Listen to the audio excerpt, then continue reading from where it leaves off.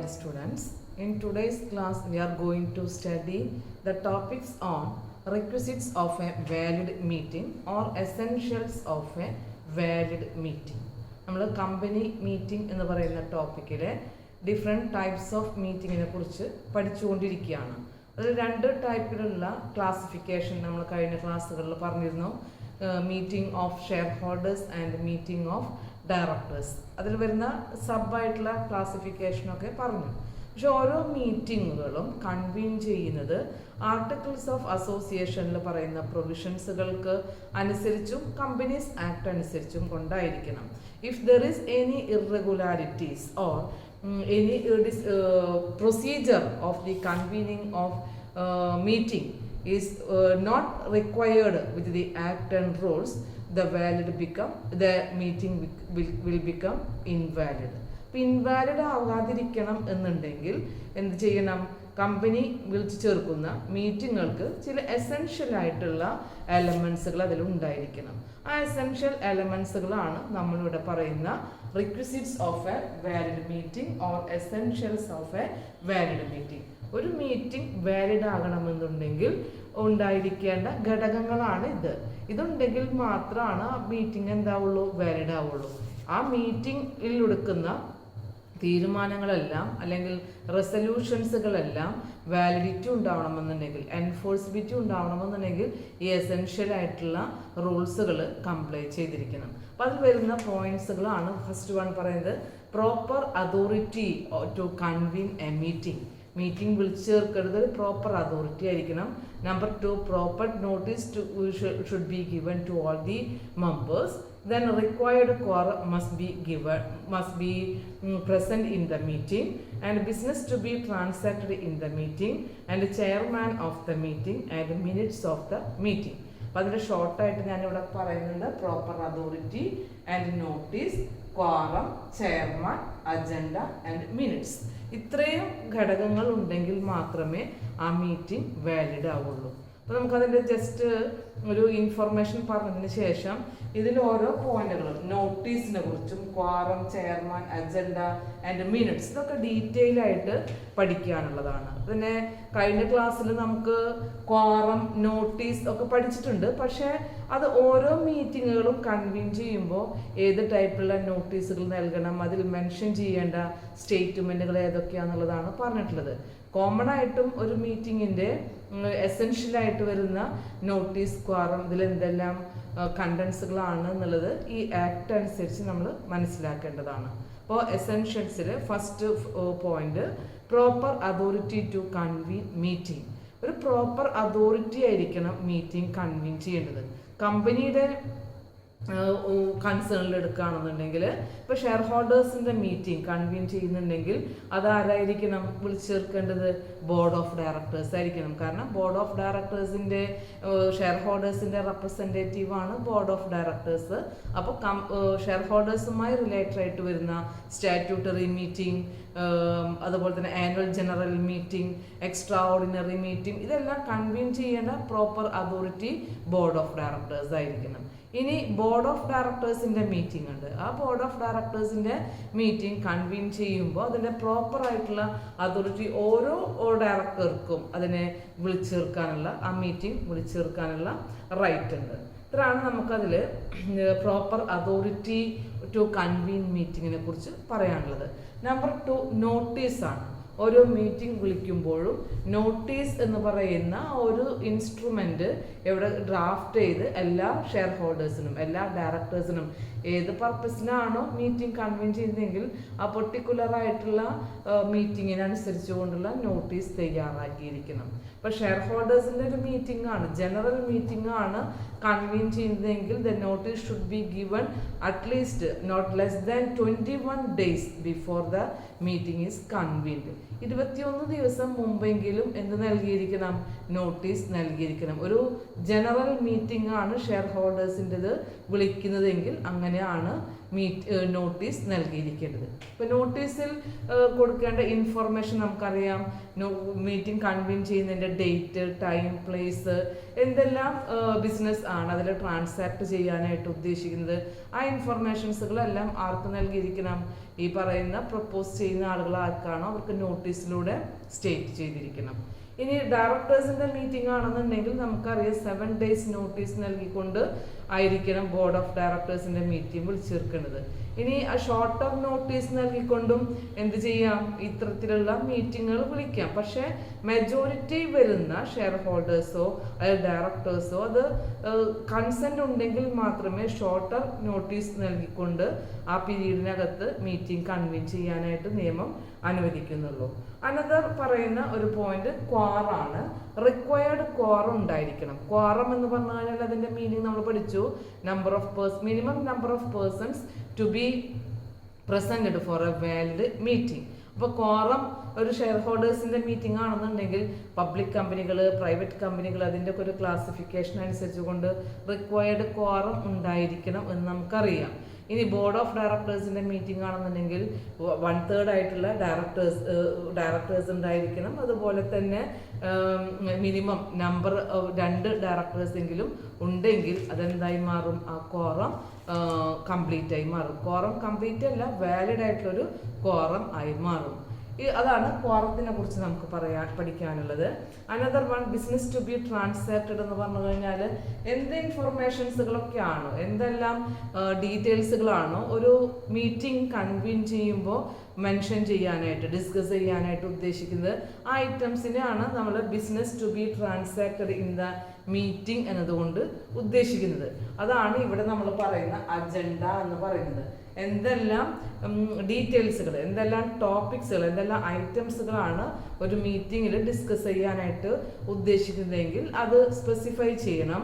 മാത്രമല്ല അതിനെ serial number ഓർഡറിൽ, ഒരു സീക്വൻഷ്യൽ ഓർഡറിൽ സിസ്റ്റമാറ്റിക് ആയിട്ടുള്ള രീതിയിൽ അതിനെ ഡ്രാഫ്റ്റ് ചെയ്യണം. എന്തെല്ലാം ടോപ്പിക്സുകൾ അല്ലെങ്കിൽ പോയിന്റ്സുകൾ ഡിസ്കസ് ചെയ്യുന്നു എന്നുള്ളത്. അപ്പോൾ അതൊരു എസെൻഷ്യൽ ആയിട്ടുള്ളൊരു എലമെൻ്റ് ആണ്.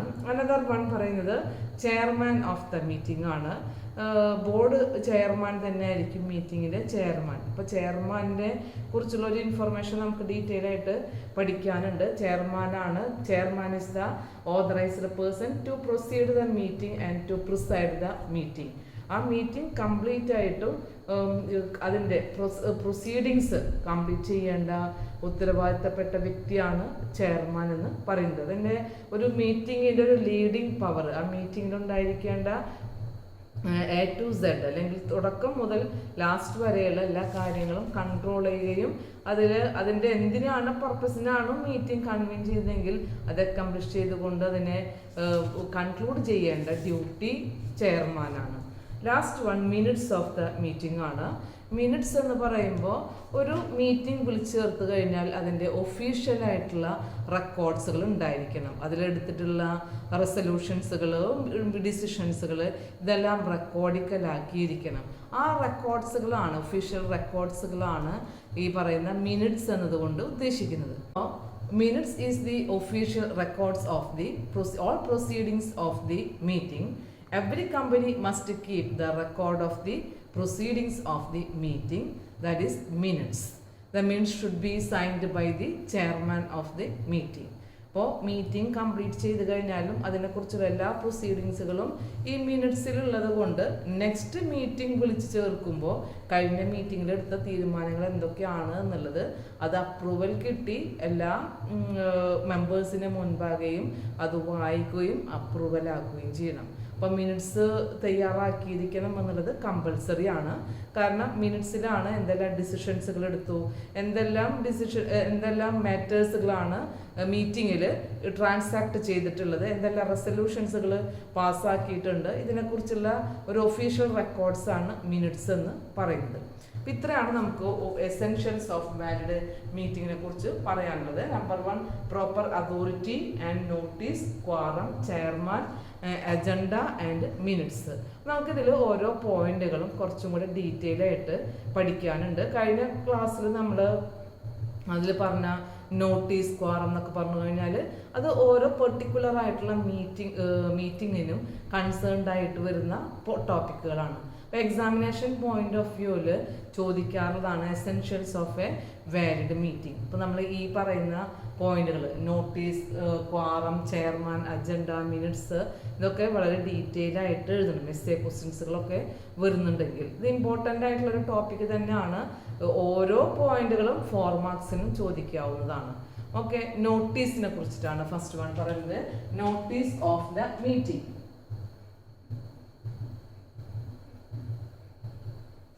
നോട്ടീസ് ഓഫ് ദ മീറ്റിങ്ങിൽ നമുക്കറിയാം പ്രോപ്പർ ആയിട്ടുള്ളൊരു നോട്ടീസ് എല്ലാ മെമ്പേഴ്സിനും, അതായത് മീറ്റിങ്ങിൽ പങ്കെടുക്കാൻ റൈറ്റ് ഉള്ള എല്ലാ മെമ്പേഴ്സിനും പ്രോപ്പർ ആയിട്ടുള്ള നോട്ടീസ് കമ്പനി നൽകിയിരിക്കണം. ഒരു മീറ്റിങ്ങിൻ്റെ എത്ര സമയത്തിന് മുമ്പാണ് കൊടുക്കേണ്ടത് എന്നുള്ളതിനെ കുറിച്ചുള്ളൊരു ഇൻഫർമേഷൻ നമുക്ക് അറിഞ്ഞിരിക്കണം. ഷെയർ ഹോൾഡേഴ്സ് മീറ്റിംഗ് ആണെന്നുണ്ടെങ്കിൽ മീറ്റിംഗ് കൺവീൻ ചെയ്യുന്നതിൻ്റെ ഡേറ്റിൻ്റെ 21 ഡേയ്സിന് മുമ്പ് എല്ലാ മെമ്പേഴ്സിനും അത് നൽകിയിരിക്കണം. ഒരു ബോർഡ് ഓഫ് ഡയറക്ടേഴ്സിൻ്റെ മീറ്റിംഗ് ആണെന്നുണ്ടെങ്കിൽ അതിൽ ആർട്ടിക്കിൾസ് ഓഫ് അസോസിയേഷനിൽ ഫിക്സ് ചെയ്തിട്ടുള്ള ആ ഒരു പ്രൊവിഷൻസിനനുസരിച്ച് കൊണ്ടോ അല്ലെങ്കിൽ ഡയറക്ടേഴ്സ് തീരുമാനിക്കുന്ന ഡേറ്റ് അനുസരിച്ച് കൊണ്ടോ ആയിരിക്കും എന്ന് നൽകേണ്ടത്, നോട്ടീസ് നൽകേണ്ടത്. സാധാരണയായിട്ട് 7 ദിവസം മുമ്പായിട്ട് എല്ലാ ഡയറക്ടേഴ്സിനും നൽകിയിരിക്കണം, നോട്ടീസ് നൽകിയിരിക്കണം. അതാണ് അതിൻ്റെ ഒരു time period, length of the period of given നോട്ടീസിനെ കുറിച്ച് പറയുന്നത്. ഇനി ആർക്കാണ് നോട്ടീസ് നൽകേണ്ടതെന്ന് നമുക്കറിയാം. നോട്ടീസ് നൽകേണ്ടത് എല്ലാ മെമ്പേഴ്സിനും നൽകണം. കമ്പനിയുടെ എല്ലാ ഷെയർ ഹോൾഡേഴ്സായിട്ട് വരുന്ന വ്യക്തികൾക്കും നൽകിയിരിക്കണം. ഇനി ഡയറക്ടർ മീറ്റിംഗ് ആണെങ്കിൽ എല്ലാ ഡയറക്ടേഴ്സിനും നൽകിയിരിക്കണം. ഇനി മെമ്പേഴ്സിൽ തന്നെ ഡിസീസ്ഡ് മെമ്പേഴ്സ് ഉണ്ടായിരിക്കാം. അപ്പോൾ അവർക്ക് അറ്റൻഡ് ചെയ്യാൻ കഴിയാത്തത് കൊണ്ട് എന്ത് ചെയ്യണം, ലീഗൽ റെപ്രസെൻറ്റേറ്റീവ്സിനായിരിക്കണം നോട്ടീസ് നൽകേണ്ടത്. ഇനി ഇൻസോൾവെൻ്റ് ആയിട്ടുള്ള മെമ്പേഴ്സ് ഉണ്ടെങ്കിൽ അത് അവർ അസൈൻ ചെയ്തിട്ടുള്ള അസൈനീസുകൾക്കാണ് നോട്ടീസ് പ്രൊവൈഡ് ചെയ്യേണ്ടത്. നെക്സ്റ്റ് പറയേണ്ടത് കമ്പനിയുടെ ഓഡിറ്റേഴ്സ് ഉണ്ടെങ്കിൽ ഓഡിറ്ററോ ഓഡിറ്റർ ഗ്രൂപ്പോ കമ്പനിക്കുണ്ടെന്നുണ്ടെങ്കിൽ അവർക്കും നോട്ടീസ് നൽകിയിരിക്കണം. അപ്പം അങ്ങനെയുള്ള നോട്ടീസിനൊക്കെ ആനുവൽ ജനറൽ മീറ്റിങ്ങിലൊക്കെ ആകുമ്പോൾ ഇമ്പോർട്ടൻ്റ് ആണ് ഓഡിറ്റേഴ്സ് എന്ന് പറഞ്ഞു കഴിഞ്ഞാൽ. കാരണം ആ ഒരു മീറ്റിങ്ങിലാണ് ഓഡിറ്റേഴ്സിനെ അപ്പോയിൻറ്റ് ചെയ്യുന്നതും ഓഡിറ്റേഴ്സിൻ്റെ റെമ്യൂണറേഷൻ ഫിക്സ് ചെയ്യുന്ന മീറ്റിംഗ്. അതായത് കൊണ്ട് ഓഡിറ്റേഴ്സിന് അത് ഇൻഫോം ചെയ്യണം. അപ്പം നോട്ടീസ് നൽകേണ്ട ഒരു വ്യക്തി ആരുകൂടെയാണ്, ഓഡിറ്റർ കൂടെ ആണ്. അനദർ വൺ പറയുന്നത് ഇപ്പോൾ ഡെലിബറേറ്റ് ആയിട്ട് ഒമിഷൻ ചെയ്യുക അല്ലെങ്കിൽ ആർക്കെങ്കിലും കിട്ടാതെ വരിക നോട്ടീസ് വന്നു കഴിഞ്ഞാൽ അതൊന്നും ഒരു ഇൻവാലിഡ് ആയിട്ടുള്ള കേസായിട്ട് പരിഗണിക്കുന്നതല്ല. നെക്സ്റ്റ് പറയുന്നത് ഓരോ നോട്ടീസിലും അതിൽ ഏത് ഡേറ്റിലാണോ മീറ്റിംഗ് കൺവീൻ ചെയ്ത് അതിൻ്റെ പ്ലേസ്, ടൈം വളരെ കൃത്യമായിട്ട് നോട്ടീസിൽ മെൻഷൻ ചെയ്തിരിക്കണം. ഇനി ടൈപ്പ് ഓഫ് മീറ്റിംഗ് ഏതാണെന്നുള്ളതാണ്. ഡിഫറെൻറ്റ് ക്ലാസിഫിക്കേഷൻ ഓഫ് മീറ്റിംഗ് നമുക്കറിയാം. ആനുവൽ ജനറൽ മീറ്റിംഗ് ആണെങ്കിൽ മീറ്റിംഗിൽ സ്പെസിഫൈ ചെയ്യണം ആനുവൽ ജനറൽ മീറ്റിംഗ് ആണ്. ക്ലാസ് മീറ്റിംഗ് ആണെങ്കിൽ ക്ലാസ് മീറ്റിംഗ് എന്ന് പറയണം.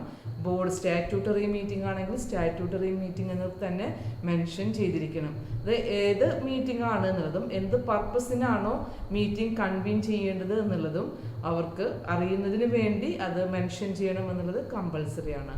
ഇനി നോട്ടീസ് നൽകുന്നത് ബൈ ഹാൻഡ് ആവാം, ബൈ പോസ്റ്റ് ആവാം, അല്ലെങ്കിൽ ഇലക്ട്രോണിക് ആയിട്ടുള്ള ഏതെങ്കിലും മോഡ് ഉപയോഗിച്ചുകൊണ്ടും എന്ത് ചെയ്യാം, നോട്ടീസ് നൽകാവുന്നതാണ്. ആണ് നോട്ടീസിനെ കുറിച്ച് നമുക്ക് പറയാനുള്ളത്. അതിൽ മനസ്സിലാക്കേണ്ട മറ്റൊരു പോയിന്റ് കൂടെ ഉണ്ട്. നമുക്കറിയാം ഒരു മീറ്റിങ്ങിൽ പ്രോക്സീസുകൾക്ക് എന്ത് ചെയ്യാം, മീറ്റിങ്ങിൽ പങ്കെടുക്കാനുള്ള റൈറ്റ് ഉണ്ട്. പ്രോക്സി എന്ന് പറഞ്ഞു കഴിഞ്ഞാൽ proxy is an authorised person of a member appointed by a member of the company who is entitled to present and to vote on behalf of the member. മെമ്പർക്ക് പകരമായിട്ട് അപ്പോയിന്റ് ചെയ്യുന്ന ഒരു വ്യക്തിയാണ്. അപ്പോൾ ഈ നോട്ടീസ് നൽകുമ്പോൾ പ്രോക്സീസുകൾക്ക് അവരെ പാർട്ടിസിപ്പേറ്റ് ചെയ്യിപ്പിക്കാനും അവർക്ക് vote ചെയ്യാനുള്ള റൈറ്റ് ഉണ്ട് എന്ന് പറയുന്ന ഒരു സ്പെസിഫിക് ആയിട്ടുള്ള സ്റ്റേറ്റ്മെൻറ്റ് അവിടെ മെൻഷൻ ചെയ്യണം. അപ്പോൾ കമ്പനി അത് അലൗ ചെയ്തിട്ടുള്ള പ്രോക്സീസുകളാണെന്നുണ്ടെങ്കിൽ ആ ഒരു കേസ് നോട്ടീസിൽ മെൻഷൻ ചെയ്തിരിക്കണം. നോ പ്രോക്സീസ് ആർ അലൗഡ് എന്ന് പറയുന്ന ക്ലോസ് അവിടെ പ്രൊവൈഡ് ചെയ്യണം. അനദർ വൺ പറയുന്നത് ക്വാറത്തിനെ കുറിച്ചിട്ടാണ്. നമ്മൾ ക്വാറം എന്താണെന്നുള്ളത് ഡീറ്റെയിൽ ആയിട്ട് ഒന്നുകൂടെ പരിശോധിക്കേണ്ടി വരും. നമുക്ക് കഴിഞ്ഞ ക്ലാസ്സിൽ ആനുവൽ ജനറൽ മീറ്റിംഗ്, അതുപോലെ തന്നെ എക്സ്ട്രാ ഓർഡിനറി മീറ്റിംഗ്, അങ്ങനെയുള്ള കേസുകളിൽ ബോർഡ് ഡയറക്ടേഴ്സ് മീറ്റിംഗ്, അവിടെയൊക്കെ എത്ര ആളുകളാണ് ക്വാറം എന്ന് പറയുമ്പോൾ ഉണ്ടായിരിക്കേണ്ടത് എന്നുള്ളത് നമുക്ക് മനസ്സിലായി. ക്വാറം എന്ന് പറഞ്ഞു കഴിഞ്ഞാൽ ഒരു മീറ്റിംഗ് വാലിഡ് ആകണം എന്നുണ്ടെങ്കിൽ അതിൽ പ്രസന്റ് ആയിരിക്കേണ്ട മിനിമം നമ്പർ ഓഫ് പേഴ്സൺ ആണ് ക്വാറം. അപ്പോൾ ആ ക്വാറത്തിനെ കുറിച്ചിട്ടുള്ള ഒരു ഡീറ്റെയിൽഡ് ആയിട്ടുള്ള ഐഡിയ നമുക്കിവിടെ മെൻഷൻ ചെയ്യുന്നുണ്ട്. Quorum is the minimum required number to be presented and attended and entitled to vote in the meeting for a validity for become a valid meeting. അപ്പോൾ അതിൽ മിനിമം നമ്പർ ഓഫ് പേഴ്സൺ എന്ന് പറയുമ്പോൾ നമുക്ക് ആ മീറ്റിങ്ങിൽ present ആയിരിക്കേണ്ട ആളുകളാണ്. നിർബന്ധമായും ഇത്രയും നമ്പർ പേഴ്സൺസ് പ്രസൻ്റ് ആയെങ്കിൽ മാത്രമേ അതിൽ ക്വാറം എന്നതിനെ എന്ത് പറയാൻ പറ്റുള്ളൂ, സഫിഷ്യൻറ്റ് ക്വാറം എന്നുള്ളത് പറയാനായിട്ട് പറ്റുള്ളൂ. അപ്പോൾ ക്വാറം ഏത് ടൈപ്പിലുള്ള മീറ്റിങ്ങിനും റിക്വയർഡ് ആയിട്ടുള്ള ക്വാറത്തിനെ കുറിച്ച് ആർട്ടിക്കിൾസ് ഓഫ് അസോസിയേഷനിൽ പ്രൊവിഷൻ പറഞ്ഞിട്ടുണ്ട്. ഇനി ആർട്ടിക്കിൾസ് ഓഫ് അസോസിയേഷനിൽ അങ്ങനെയുള്ള പ്രൊവിഷൻസുകളൊന്നും പറയുന്നില്ല എന്നുണ്ടെങ്കിൽ നമുക്കറിയാം ഒരു പ്രൈവറ്റ് കമ്പനിയെ സംബന്ധിച്ച് ക്വാറം പൂർത്തീകരിക്കാൻ 2 വ്യക്തികളെങ്കിലും ഉണ്ടായിരിക്കണം. ഇനി ഒരു പബ്ലിക് കമ്പനിയെ സംബന്ധിച്ച് നോക്കുകയാണെന്നുണ്ടെങ്കിൽ അവിടെ 5 മെമ്പേഴ്സാണ് ഉണ്ടായിരിക്കേണ്ടത്. അപ്പോൾ അവിടുത്തെ 5 മെമ്പേഴ്സ് എന്ന് പറയുമ്പോൾ നമുക്കറിയാം പബ്ലിക് ലിമിറ്റഡ് ആയിട്ടുള്ള കമ്പനികളുടെ അവരുടെ നമ്പർ ഓഫ് മെമ്പേഴ്സ് അനുസരിച്ച് കൊണ്ടാണ്. അത് നമ്മൾ മനസ്സിലാക്കേണ്ട ഒരു പോയിന്റാണ്. നമ്പർ ഓഫ് പേഴ്സൺ എന്ന് പറഞ്ഞു കഴിഞ്ഞാൽ നോട്ട് ലെസ് ദെൻ 1000 പേഴ്സൺസ് ഒക്കെ ആണെന്നുണ്ടെങ്കിൽ ആണ് ഈ 5 മെമ്പേഴ്സ് എന്ന് പറയുന്നത്. 1000-നേക്കാളും എക്സീഡ് ചെയ്യുന്നുണ്ടെങ്കിൽ അവരുടെ നമ്പർ ഓഫ് പേഴ്സൺ എന്ന് പറഞ്ഞു കഴിഞ്ഞാൽ എത്രയായി മാറും, അപ് ടു 5000 വരെ 15 മെമ്പേഴ്സാണ്. ദെൻ എബോവ് 15 എന്താ പറയുക 5000 മെമ്പേഴ്സ് ആണെങ്കിൽ അവർക്ക് വരുന്ന നമ്പർ ഓഫ് പേഴ്സൺ അതിനേക്കാൾ കൂടുതൽ 30 മെമ്പേഴ്സ് എങ്കിലും ഉണ്ടായിരിക്കണം. അപ്പോൾ ആ ഒരു മിനിമം റിക്വയർഡ് നമ്പറിനെ കുറിച്ച് നമ്മൾ മനസ്സിലാക്കേണ്ട ഒരു പോയിന്റാണ് ക്വാറം എന്നതുകൊണ്ട് ഉദ്ദേശിക്കുന്നത്. ഇനി നമ്മൾ മറ്റൊരു കാര്യം മനസ്സിലാക്കേണ്ടത്, ക്വാറം ഇൻസഫിഷ്യൻ്റ് ആയി കഴിഞ്ഞാൽ ആ മീറ്റിംഗ് എങ്ങനെയാണ് അഫക്റ്റ് ചെയ്യുക എന്നുള്ളത്. ഇപ്പോൾ ഒരു മീറ്റിംഗ് വിളിച്ചു ചേർത്ത് കഴിഞ്ഞാൽ മിനിമം പേഴ്സൺസ് അവിടെ അറ്റൻഡ് ആവണം.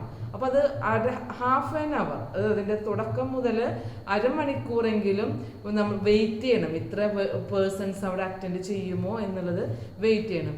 അത്രയും വ്യക്തികൾ അവിടെ അരമണിക്കൂറിനുള്ളിൽ കംപ്ലീറ്റ് ആയില്ല എന്നുണ്ടെങ്കിൽ എന്തായിരിക്കും, ക്വാറം കംപ്ലീറ്റ് ആയിട്ടില്ല എന്ന് വേണം തീരുമാനിക്കാനായിട്ട്. അപ്പം അങ്ങനെയുള്ള കേസുകളിൽ എന്ത് ചെയ്യാം, മീറ്റിംഗ് ഒന്നുകിൽ അഡ്ജേൺ ചെയ്യാം. അഡ്ജേൺ ചെയ്യാന്ന് പറഞ്ഞു കഴിഞ്ഞാൽ നീട്ടിവെക്കാം.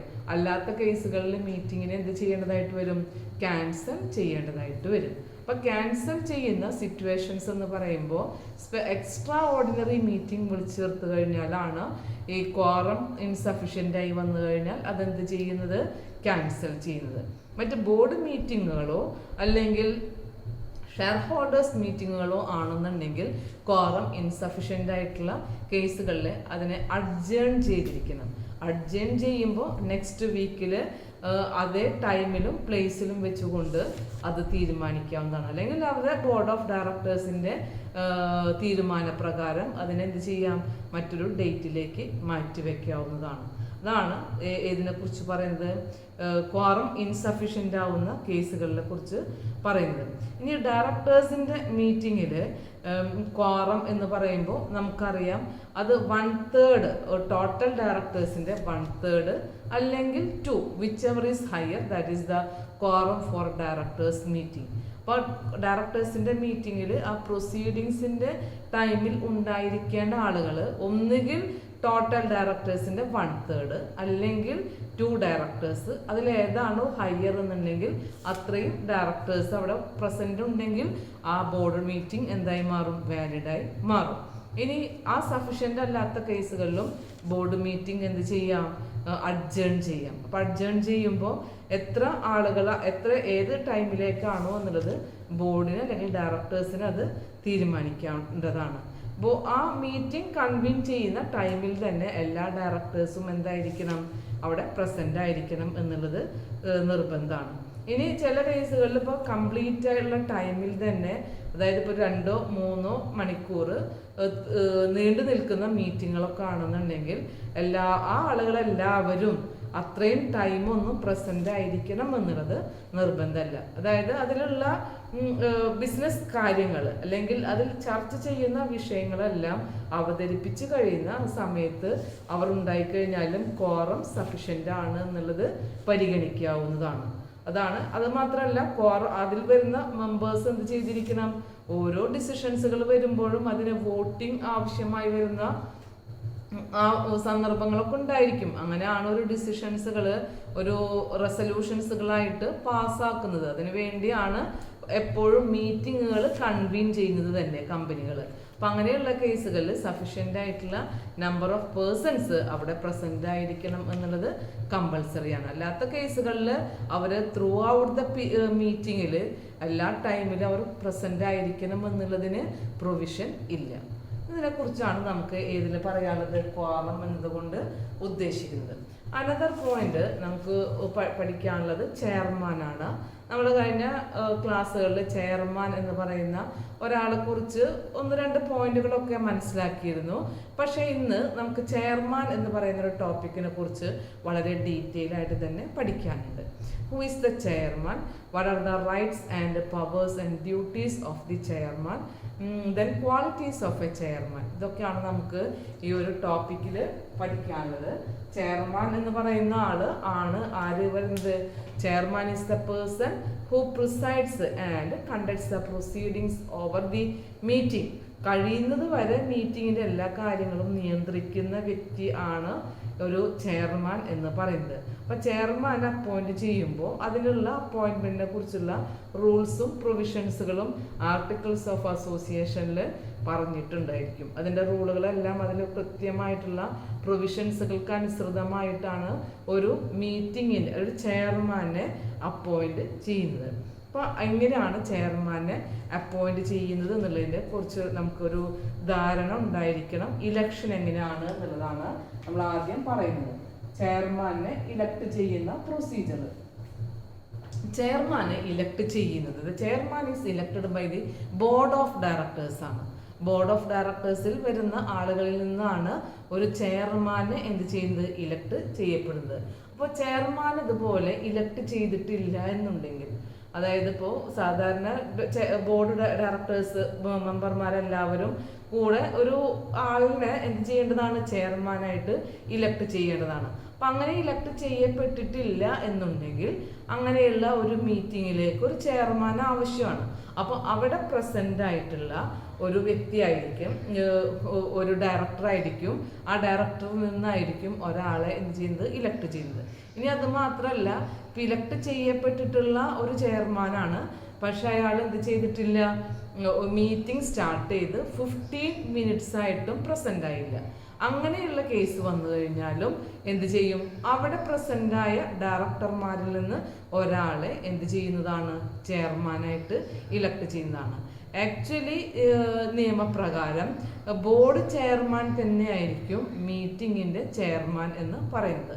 ബോർഡ് ചെയർമാൻ എന്ന് നമുക്കറിയാം, ബോർഡ് ഡയറക്ടേഴ്സ് ആണ് അതിനെ അപ്പോയിന്റ് ചെയ്യുന്നത്. അപ്പൊ ഡയറക്ടേഴ്സിന്റെ ഈ പറയുന്ന ഇലക്ഷനിലൂടെ തെരഞ്ഞെടുത്തില്ല എന്നുണ്ടെങ്കിലും അതുപോലെ മീറ്റിംഗ് സ്റ്റാർട്ട് ചെയ്ത് വിതിൻ 15 മിനിറ്റ്സ് ആയിട്ടും ഈ ചെയർമാൻ എന്ന് പറയുന്ന ഇലക്റ്റഡ് ആയിട്ടുള്ള ആള് പ്രസന്റ് ആയിട്ടില്ലെങ്കിലും ആണ് എന്ത് ചെയ്യുന്നത്, അവിടെ പ്രസന്റായ ഡയറക്ടർമാരിൽ നിന്നും ഒരാളെ ഇലക്ട് ചെയ്യപ്പെടുന്നത്. അങ്ങനെയുള്ളൊരു റൂൾ പ്രകാരം ആ ചെയർമാനായിരിക്കും എന്ത് ചെയ്യുന്നത്, മീറ്റിംഗ് പ്രൊസീഡ് ചെയ്യുന്നത്. അപ്പോൾ ആർട്ടിക്കിൾസിൽ ഇതിനെക്കുറിച്ചുള്ള പ്രൊവിഷൻ ഉള്ളത് കൊണ്ടാണ് ഇങ്ങനെ ഡയറക്ടേഴ്സ് ഇലക്ട് ചെയ്യപ്പെടുന്നത് എന്നുള്ളത് മനസ്സിലാക്കണം. ഇനി നെക്സ്റ്റ് നമ്മൾ ശ്രദ്ധിക്കേണ്ട ഒരു പോയിന്റ് ക്വാളിറ്റീസ് ഓഫ് എ ചെയർമാനാണ്. ക്വാളിറ്റീസ് ഓഫ് എ ചെയർമാനാണ്. അപ്പോൾ നമ്മൾ ഇപ്പോൾ പറഞ്ഞൊരു പോയിന്റിനോട് കൂടെ ഞാൻ കഴിഞ്ഞ ക്ലാസ്സിൽ ചെയർമാനെ കുറിച്ച് പറഞ്ഞൊരു പോയിന്റും ഇതിനോടുകൂടെ ഒന്നും കൂടെ കൂട്ടിച്ചേർത്ത് വായിക്കുകയാണ്. അതായത് ഇപ്പോൾ ആർട്ടിക്കിൾസിൽ ഈ പ്രൊവിഷൻ പറയുന്നത് കൊണ്ടാണ് ബോർഡിലുള്ള ഡയറക്ടേഴ്സ് ചെയർമാനെ ഇലക്ട് ചെയ്യുന്നത്.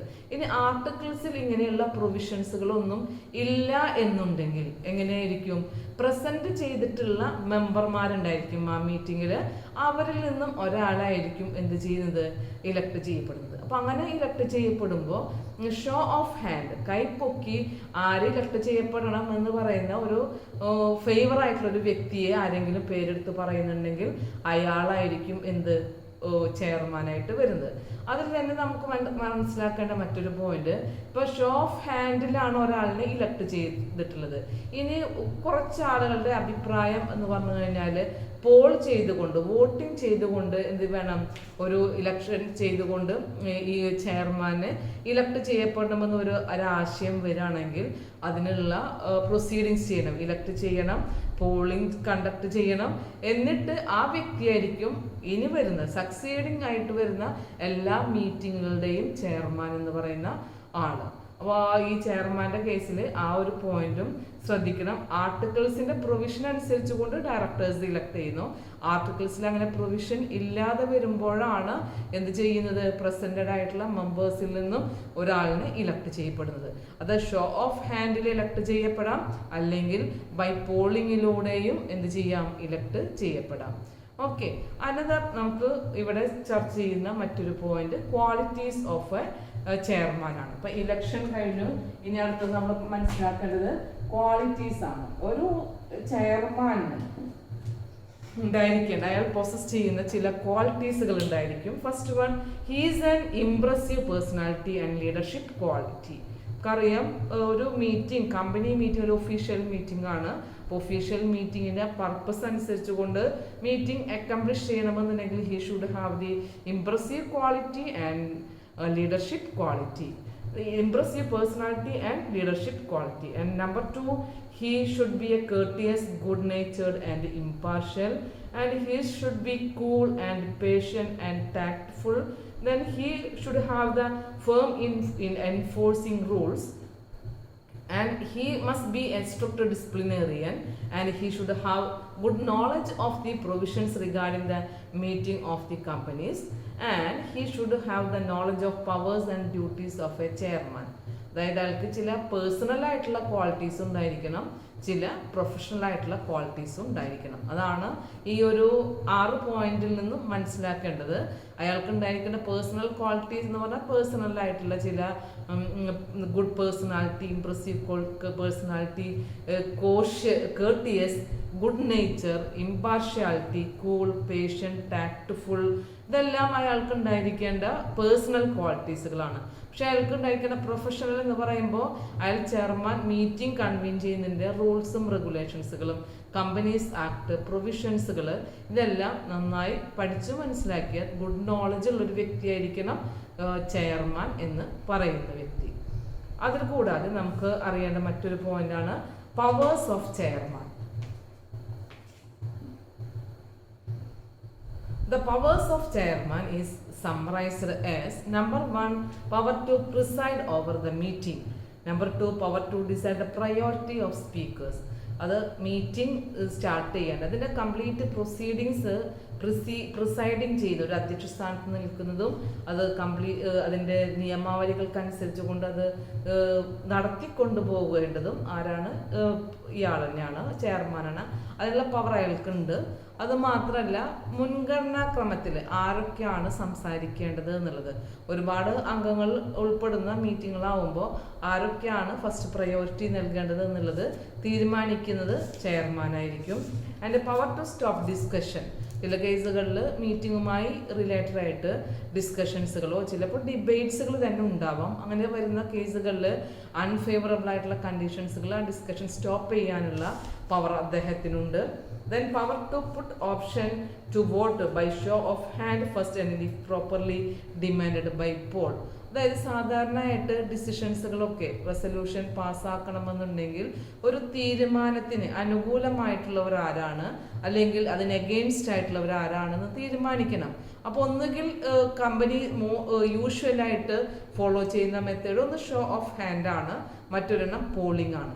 അപ്പോൾ ചെയർമാൻക്ക് അത് തീരുമാനിക്കാം ഷോ ഓഫ് ഹാൻഡിൽ ചെയ്യണോ അല്ലെങ്കിൽ ഇനി ഇതിൽ പങ്കെടുക്കുന്ന മെമ്പേഴ്സിൻ്റെ ഡിമാൻഡ് അനുസരിച്ച് കൊണ്ട് പോൾ വോട്ട് ചെയ്യണോ എന്നുള്ളത് ആൾക്ക് തീരുമാനിക്കാവുന്നതാണ്. പോളിങ്ങിലൂടെ കാര്യങ്ങൾ ഡിസൈഡ് ചെയ്യണോ എന്നുള്ളത് തീരുമാനിക്കാവുന്നതാണ്.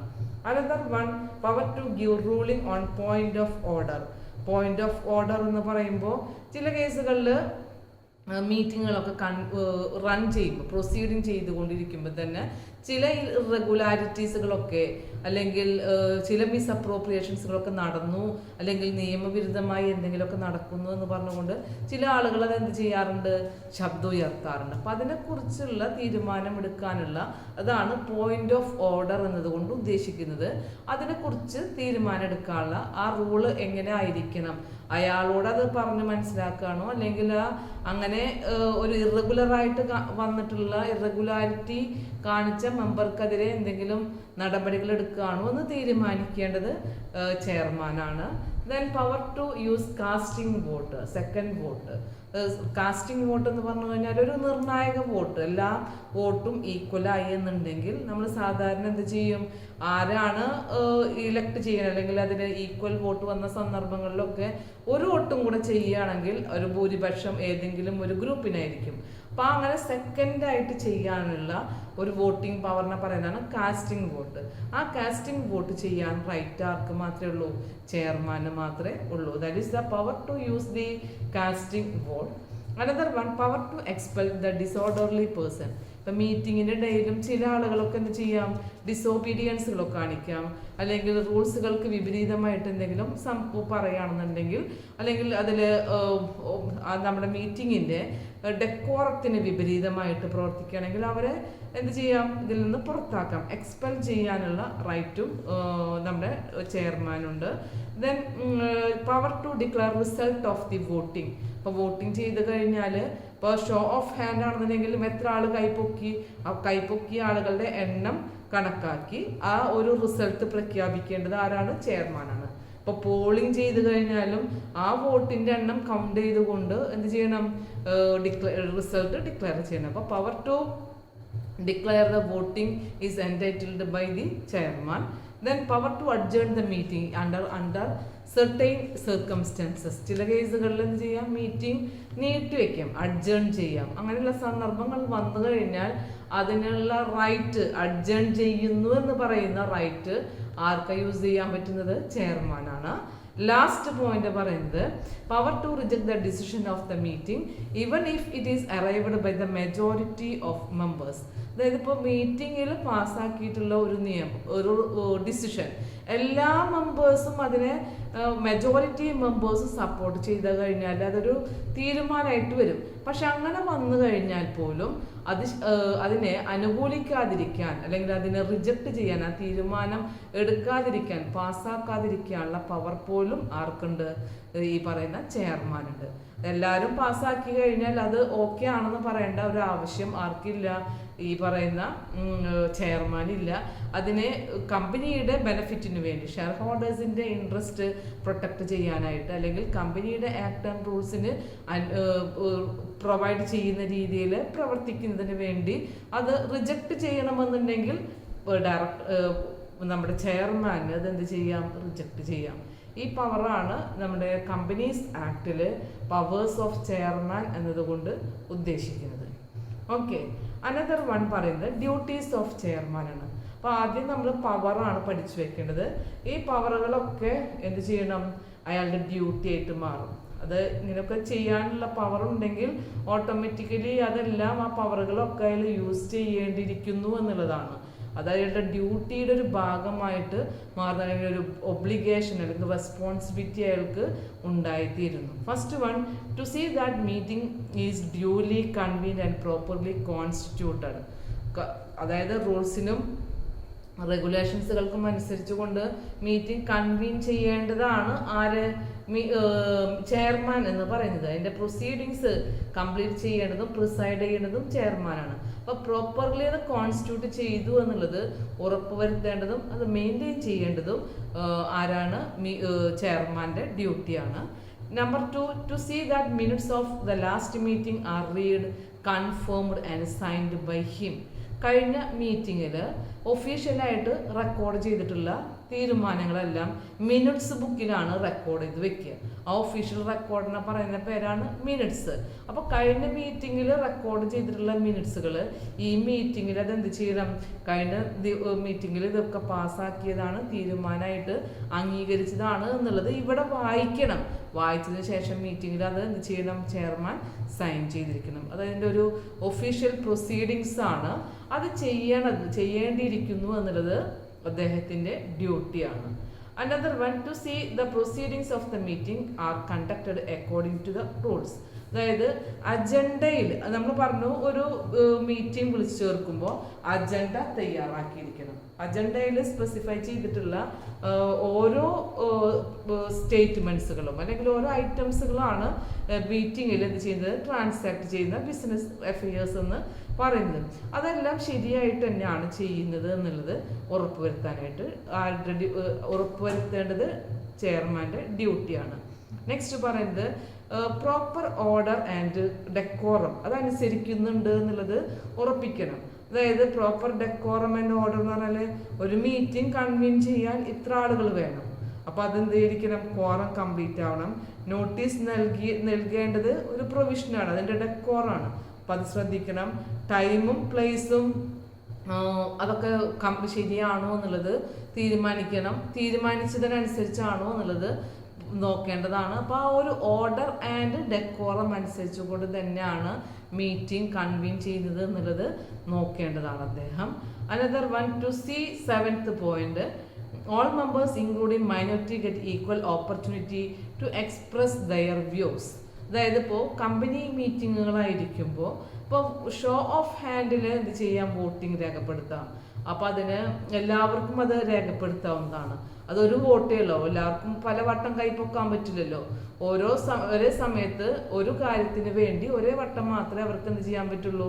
കൈപ്പൊക്കാനായിട്ട് പറ്റുള്ളൂ. പക്ഷേ നമ്മൾ പോളിംഗ് ചെയ്യുകയാണെന്നുണ്ടെങ്കിൽ അവരുടെ കയ്യിൽ എത്ര ഷെയർ ഉണ്ടോ ആ പൊസസ് ചെയ്തിട്ടുള്ള ഷെയറിൻ്റെ എണ്ണത്തിനനുസരിച്ച് കൊണ്ടാണ് അവരുടെ വോട്ടിംഗ് പവർ എന്ന് പറയുന്നത്.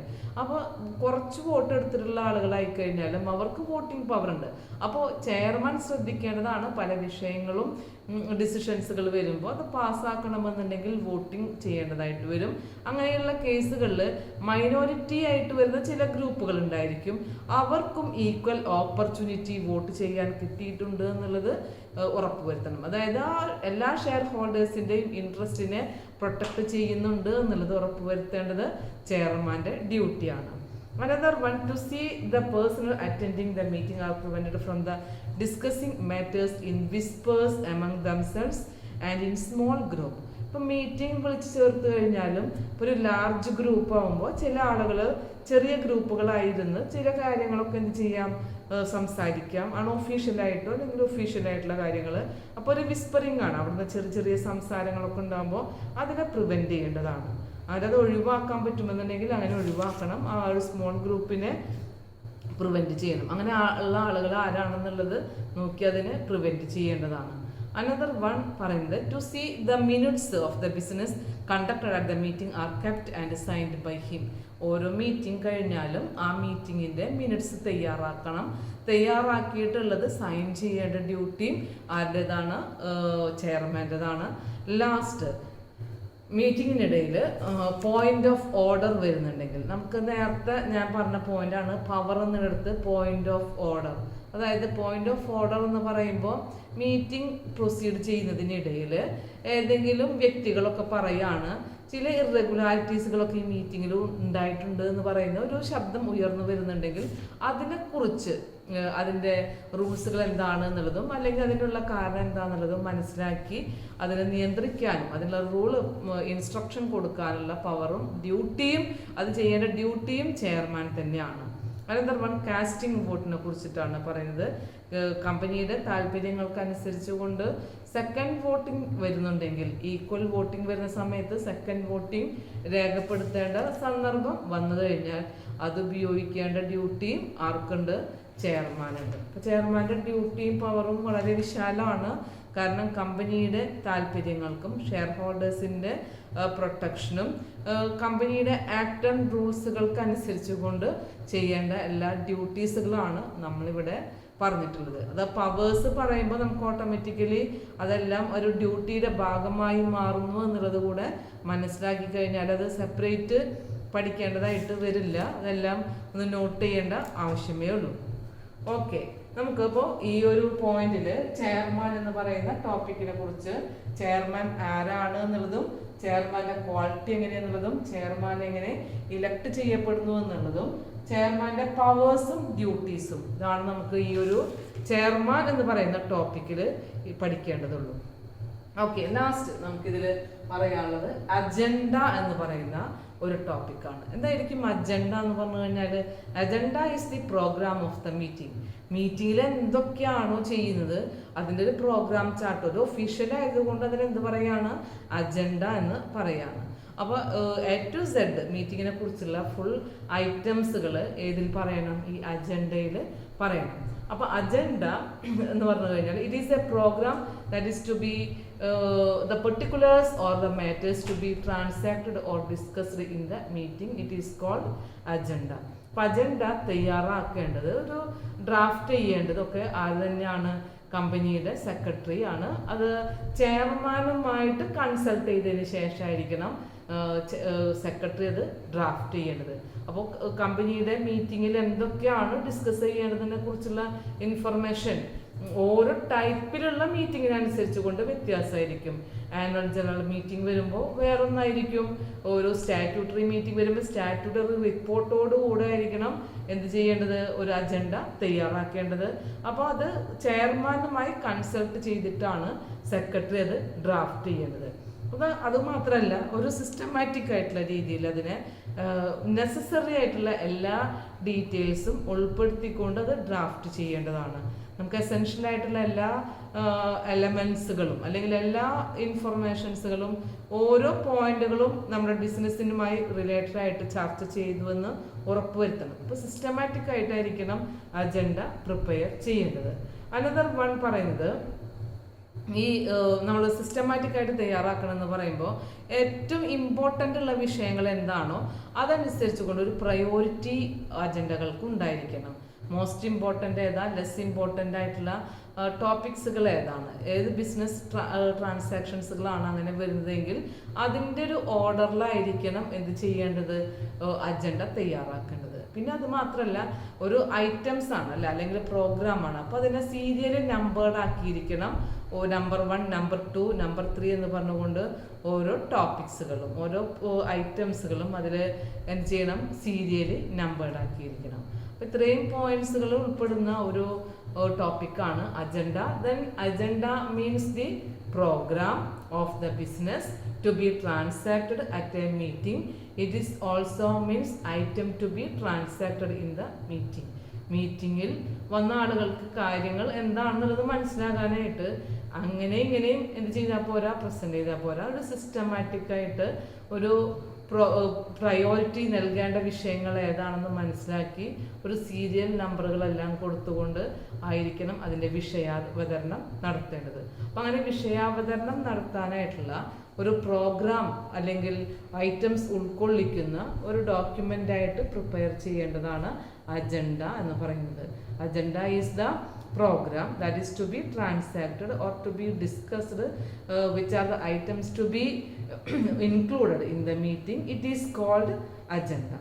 ഇത്രയാണ് നമ്മൾ ഇന്നത്തെ ക്ലാസ്സിൽ പറയാനായിട്ട് ഉദ്ദേശിക്കുന്നത്. മിനിറ്റ്സ് എന്ന് പറയുന്ന ഒരു ടോപ്പിക് ഉണ്ട്, അതിനെക്കുറിച്ച് നമുക്ക് നെക്സ്റ്റ് ക്ലാസ്സിൽ പറയാം. ഓക്കെ.